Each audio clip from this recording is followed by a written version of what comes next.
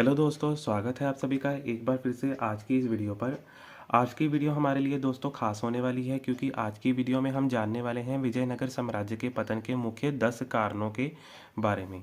तो जान लेते हैं एक एक करके इन सभी मुख्य कारणों को जो कि विजयनगर साम्राज्य के पतन के कारण बने।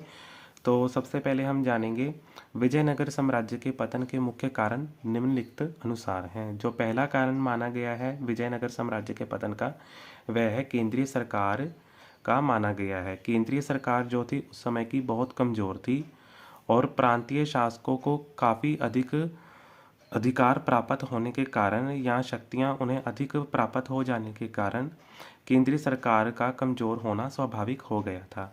यहाँ तक कि केंद्र को सैनिक शक्ति के लिए भी इन प्रांतीय शासकों पर निर्भर रहना पड़ता था। इस प्रकार केंद्रीय सरकार का निर्बल होना विजयनगर के पतन का मुख्य कारण बना। दूसरा जो मुख्य कारण माना गया है विजयनगर साम्राज्य के पतन का, वह माना गया है उस समय के लोगों का ऐश्वर्य का जीवन व्यतीत करना। इसमें कहा गया है कि जो उस समय के लोग थे, विजयनगर साम्राज्य के समय के जो लोग थे, वह अपना जीवन ऐश्वर्यपूर्ण व्यतीत करते थे। उस समय के समाज में वैश्यों की कमी नहीं थी। वैश्याओं की सराएं हुआ करती थी जिसमें लोग जाया करते थे। यही स्थिति विजयनगर साम्राज्य के पतन का कारण बनी।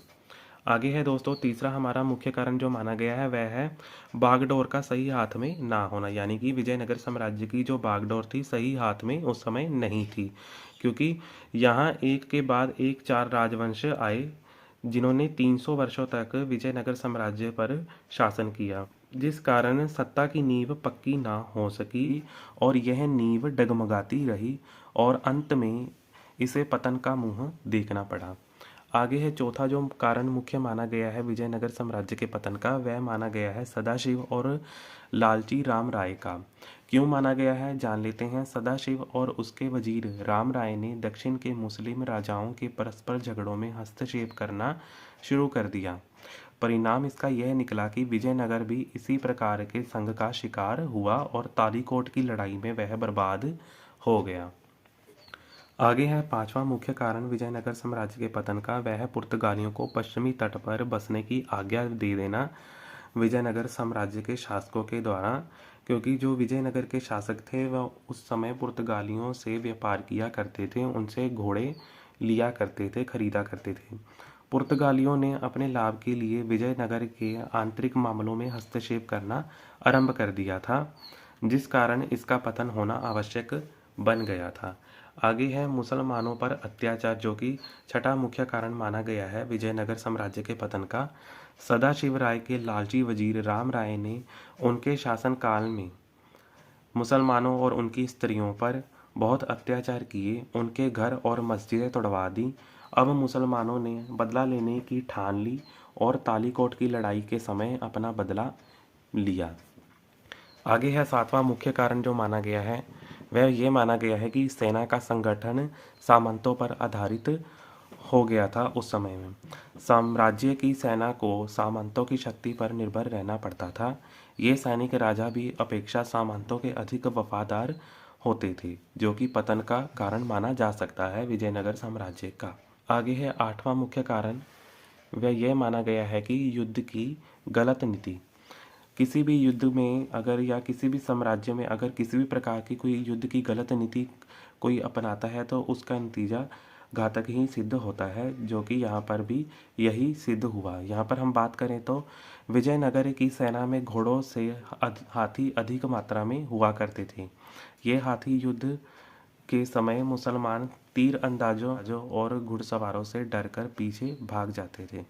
यानी कि जो हाथी होते थे वह अधिक मात्रा में सेना में शामिल किए जाते थे युद्ध के समय, और जब कोई दुश्मन आगे से किसी प्रकार का कोई भी हमला करता था तो ये हाथी डरकर पीछे भाग जाते थे और अपनी ही सेना को कुचल देते थे, जो कि एक गलत युद्ध नीति से युद्ध करते थे विजयनगर साम्राज्य के शासक।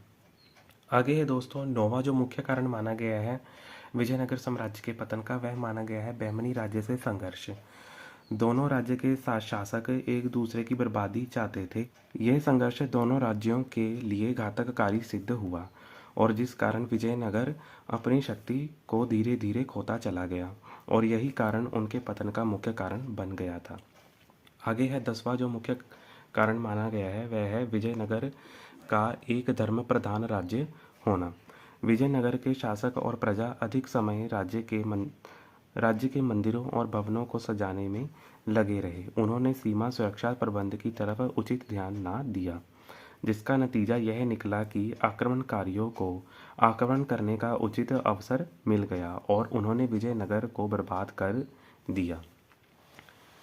आगे है अयोग्य शासक उत्तराधिकारी, जो कि विजयनगर साम्राज्य के हुए थे। कृष्णदेव राय का उत्तराधिकारी उसका भाई अच्युत राय बड़ा अयोग्य शासक निकला।